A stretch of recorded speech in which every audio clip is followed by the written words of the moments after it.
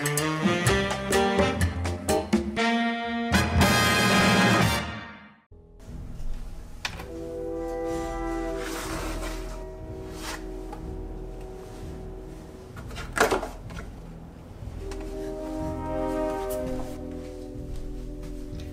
ate all my Lucky Charms?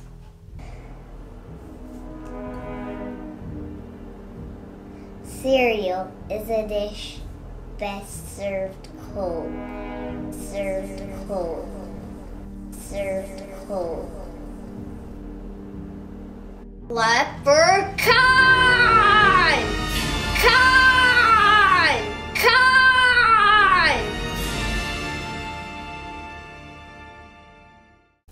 We're going to talk about a film that's probably one of my all-time favorite films. I know it is. It's not probably. And I finally was able to get you to see it. And it's Star Trek II, The Wrath of Khan. Now, you had seen Star Trek the motion picture in theaters. And I had been waiting because I actually had tickets to take all of us. We were going to go see William Shatner introduce The Wrath of Khan and do a Q&A. But we had a winter storm and we couldn't get to it. So that was unfortunate. But we did watch it. Yes. You saw it. What did you think? I loved this a little bit more than the motion picture. The motion picture I was a little bit confused about in between. And I get that, because when I was your age and I saw it the first time, I didn't get it. I love the visuals. Yes. I love the 70s feel of it, although I didn't know that at the time. Now I know that.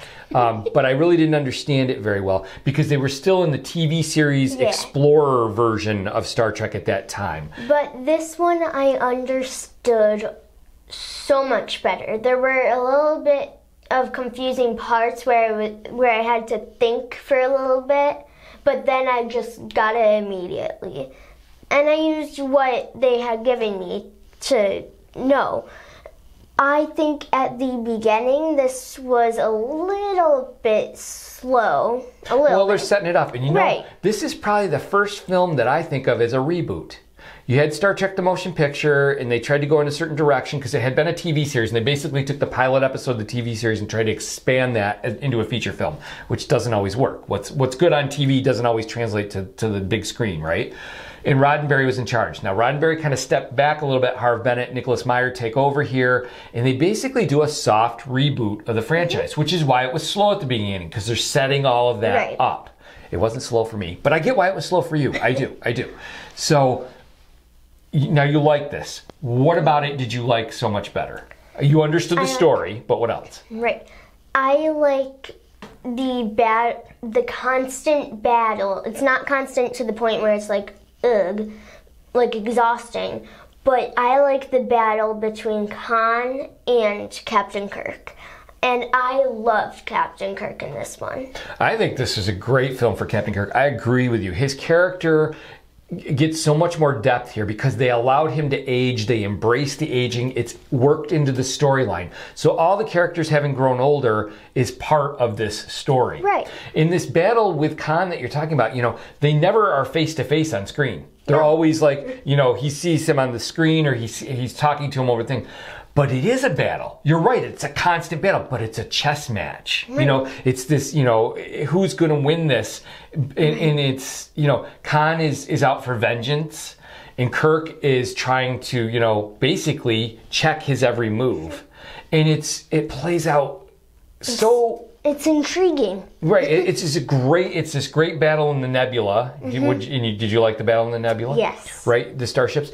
And, you know, this would either be the equivalent of like a you know, they've often likened Captain Kirk to a character called Horatio Hornblower, who was like this old sea captain in the old days where the ships had the big sails and they had the cannons. And that ship-to-ship battle, the Enterprise versus the Reliant, sort of plays like that, you know? I know that sometimes they're compared to submarines, and that works too, but I almost think it's more that old school. Yeah. In the Starfleet was given more of a naval quality in this film by Nicholas Meyer and Harve Bennett.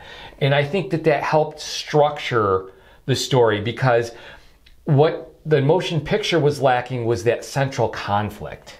Right. It's hard to have, you have to have that in a film to make the film work, because you're in this, you know, 2-hour timeline and you got to get to that conflict. And by creating more naval references with the Enterprise and everything, And it didn't make it militaristic, but it gave it that sort of military structure. Right. And then you get Khan and you get this, that helped the battle work, work well. I thought all the supporting characters that we'd come to know from Star Trek, they don't all get a lot of screen time here, but they make the most of it. Right. All the characters, Sulu and Chekhov. Chekhov has a pretty good part because he's on the Reliant. Uhura has a decent sized part, but not huge. Scotty, and of course Mr. Spock. Yes. The only thing was at the end.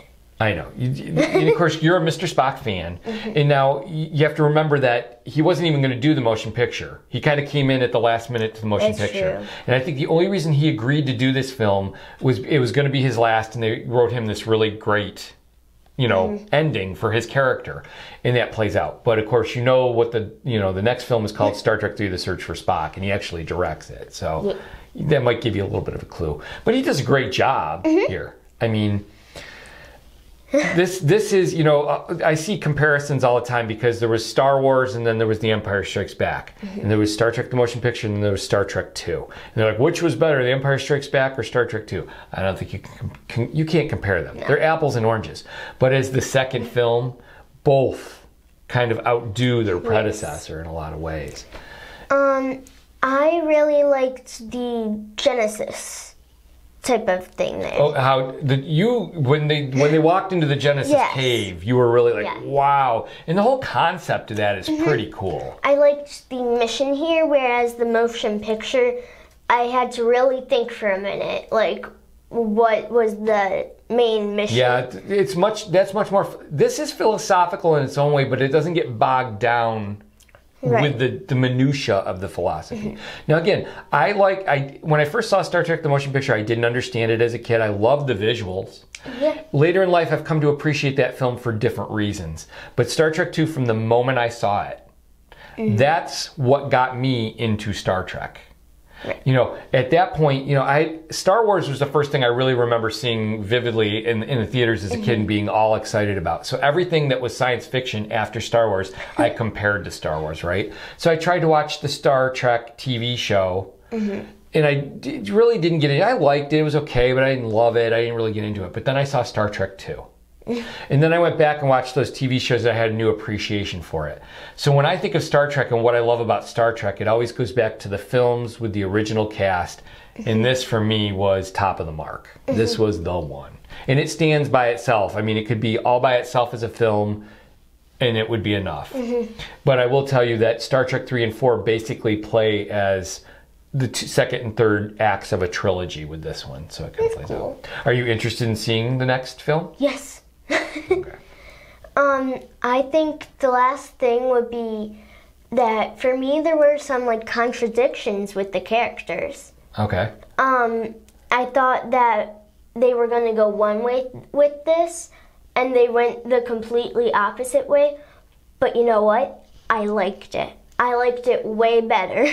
And I think so. They did really good with it. It was a great piece of writing, and bringing Khan in as the villain was a nice touch. And it's interesting because every Star Trek film since has been compared to this. And every villain in a Star Trek film has been compared to Khan. And they never, usually they say, it's not as good, it's not as good, And I think there's a reason for that. This was, they got it, everything fell into place with this one. And they worked to make it, this really great story. Yes. And the characters all evolved here. And we got, I really gained an appreciation for them, which then lended itself to me enjoying the series more. But again, my favorite Star Treks are the original series cast in the films, and this is the film for me. Yes.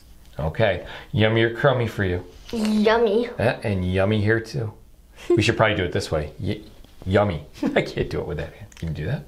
Yummy. All right. This one has definitely lived long and prospered.